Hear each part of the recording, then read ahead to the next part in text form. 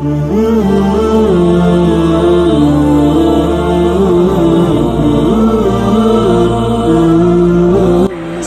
அலைக்கும் வரஹ்மத்துல்லாஹி தஆலா பரகாத்துஹு. அல்லாஹ்வின் திருப்பெயரால் நல்லது செய்ய தூண்டுதல். அல்லாஹ் குர்ஆனில் சொல்கிறான், நீங்கள் மற்றவங்களுக்கு நல்லது சொல்கிறதுக்கு முன்னாடி நீங்கள் நல்லது செய்ய முந்திக்கோங்க அப்படின்னு சொல்கிறான். ரசூலுல்லாஹ் அபூ ஹுரைரா ரலியல்லாஹு அன்ஹு அவர்கள் அறிவிக்கிறாங்க ஒரு ஹதீஸில், இந்த 7 விஷயம் நடக்கிறதுக்கு முன்னாடி நீங்கள் நல்லது செய்ய முந்திக்கோங்க அப்படின்னு அறிவிக்கிறாங்க. ஃபஸ்ட்டு என்ன? முதுமை.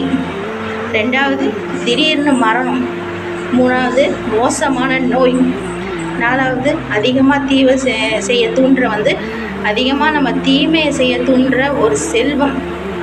5வதாக மறுமை தீர்ப்பு நாள். 6வதாக தஜ்ஜாலோட வருகை. 7வதாக வயசானதுக்கப்புறம் நம்ம பேச்சில் ஏற்படும் தெரியுங்களா ஒரு தடுமாற்றம்.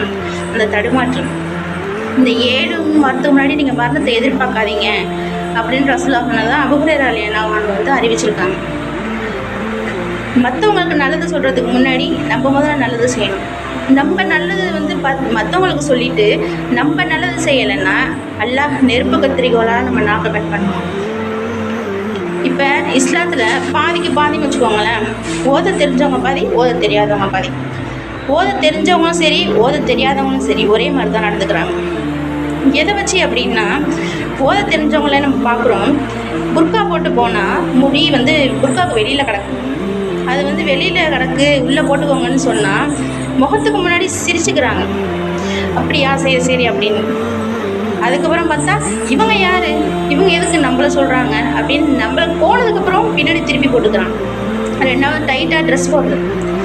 இன்றைக்கி பொம்பளை பிள்ளைங்க முஸ்லீம்கள்லேயும் ஷார்ட்ஸ் போட ஆரம்பிச்சிட்டாங்க. ஷார்ட்ஸ் இது என்னன்னு சொல்கிறது? இதுக்கு எதுக்கு புர்கா? இது எதுக்கு மேலே போடணும் புர்காவை? இது தேவையே இல்லையே. மானத்தை மறைக்க தானே மேலே துணி. அதையுமே யாரும் போடுறது கிடையாது.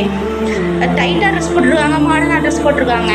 நீங்கள் மாடர்னாக போடாதீங்க, இப்படி டைட்டாக போடாதீங்க, அது ஆண்களை கவரக்கூடிய ஒரு விஷயம் அப்படின்னு சொன்னாலும் அதை அவங்களுக்கு பெருசாக எடுத்துக்கிறதே கிடையாது.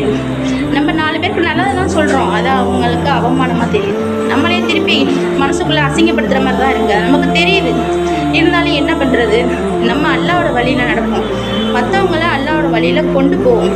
அல்லாஹ் நமக்கும் நேர் வழியை காட்டி அவங்களுக்கும் நேர் வழியை காட்டுவானாக. ஆமீன். அஸ்ஸலாமு அலைக்கும் வரஹ்மத்துல்லாஹி வபரகாத்துஹு.